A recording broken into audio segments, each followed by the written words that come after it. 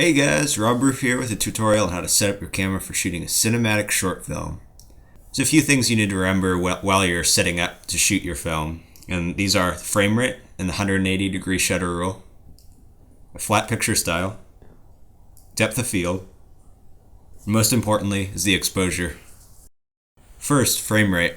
You're going to want to shoot with 24p or 25p for a cinematic look, 60p if necessary for slow motion, but I wouldn't use it too much.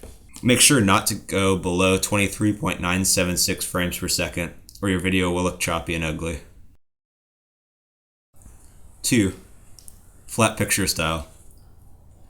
Shoot in a flat picture style like CineStyle or Flat, or create your own in picture style editor. Flat picture style can pick up more information because shadows are raised and highlights are decreased. Desaturation is also common. Flat picture styles are great because you can add whatever look you want to your clips. You can make them dark and depressing, or you can saturate it and make it look epic. And when you use a flat picture style, it's more like shooting in a raw codec, an uncompressed RAW, like a Red RAW, because you gain more detail, more dynamic range, which is really key for post. It looks way better. Your images will look great afterwards. You can add a nice amount of contrast and you won't lose a lot of detail. Third thing is depth of field. This is one of my favorite parts of filming. The ability gained from depth of field is great. You can focus on a single object or have everything be in focus. It's really your choice. Good lenses for short depth of field are between 1.4 and 5.6. And you're going to want to make sure you have the right lens before you start shooting. If you're shooting a wide angle, it should be a wide angle shot. You should probably not have a telephoto lens or something like that. You should probably just think about what kind of lens you want, how you want your shot to look beforehand, and it should come out great. The right lenses for a portrait are 50mm and 85mm. Telephoto is 135 or more. And a wide angle is like 28 and less, or 35mm and less. And one other thing I want to point out, I actually shoot in vintage prime lenses, and the reason for that is vintage prime lenses are great. I love vintage lenses. They look great. They have a nice aperture ring on it where you can just change it automatically. You don't have to go in through the camera and set it up that way. I find that really annoying.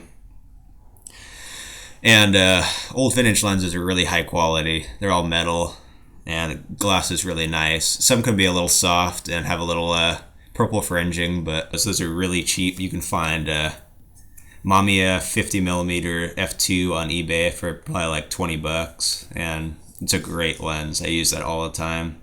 I'm just getting the Helios 58mm, the Helios 44M2, I think it is. That should be coming from Russia pretty soon, and I'm pretty excited about that. If you check out some of my videos, I always shoot with prime lenses. Fourth thing I have, exposure. This is the most important part of shooting. And as I said earlier, flat picture style can recover some details that are lost in shadows or highlights. And histogram is really important. You want to set up your histogram so that it's almost blown out, but the part is not actually touching the highlights. And you don't really want it touching the shadows either, or the darks, the blacks. First thing you want to do when you're setting up your exposures, think if you want depth of field, choose your aperture wisely. If you do want depth of field, choose below 5.6. If not, do above 5.6. Then you choose your ISO, like ISO 100, 200, 400, 800. Unless you have Magic Lantern, you can use the native ISOs like 160 or 80 or 320 or 640, which are really nice because they have less noise because they're negative digital ISOs. Third thing for exposure is you're going to want to leave your shutter speed at 2 times whatever your frame rate is. So if you have 24 frames per second, you're going to want to shoot at 50. If you're at 60 frames a second, you're going to want to shoot at 125 or whatever is closest. And Another thing is white balance. White balance is really important. It's probably best just to set your white balance to white.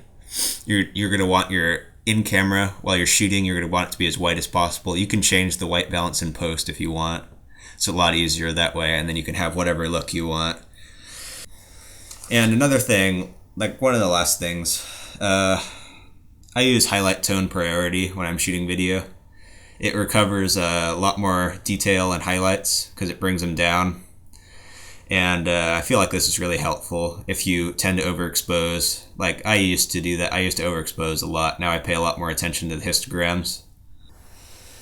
And I have one more tip for you, and that's to have fun with what you're doing. You know, you're making videos. It's what you love, and it's really fun for you. Just keep with it.